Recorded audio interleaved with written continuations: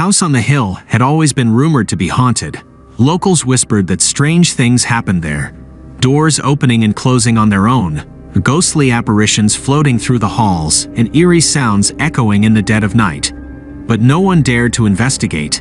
That was until a group of curious teenagers decided to break in and see for themselves. It was a warm summer evening when Emma, Jake, and their 3 friends set out to explore the abandoned mansion. They parked their car at the bottom of the hill and hiked up the winding path that led to the front door. As they approached the house, they felt a sense of unease creeping over them. The windows were dark and foreboding, and the front door creaked ominously on its hinges. Once inside, the group split up to explore different parts of the house. Emma and Jake wandered down a long hallway lined with paintings of long-dead ancestors.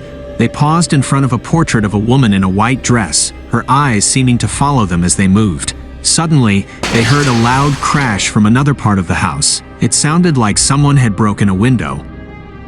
Emma and Jake rushed to find their friends, calling out their names as they searched. They found them huddled in a room on the 3rd floor, staring at a broken vase on the floor. "We didn't do it," one of them whispered, eyes wide with fear. Something pushed it over."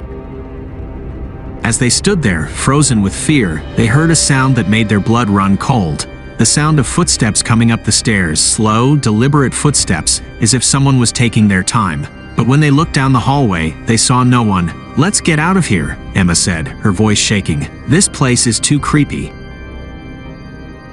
But it was too late. The doors slammed shut, and they heard a faint whispering coming from the walls. The ghostly apparitions they had heard about were real, and they were not happy about the group's intrusion. As they tried to make their way back to the front door, they were met with more and more terrifying sights and sounds. Ghostly figures appeared from nowhere, their faces twisted in anger. Strange symbols were etched on the walls in blood, and a deep, menacing voice whispered in their ears, promising them a fate worse than death if they didn't leave immediately. Emma and Jake were the last to leave, but as they stepped out into the cool night air, they knew that they would never forget the horror they had experienced in that house on the hill.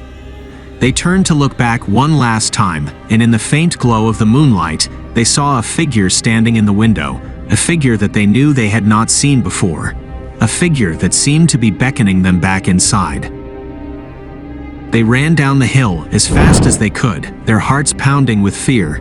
They didn't stop until they reached their car and locked themselves inside. But even as they drove away, they could feel the weight of the spirit's anger and despair following them. They knew that they had crossed a line and that they would never be the same again. Years later, when they looked back on that night, they still shuddered at the memory.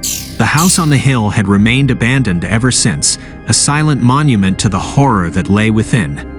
And they knew that they would never forget the lesson they had learned that night, that some mysteries were better left unsolved, and some places were better left alone.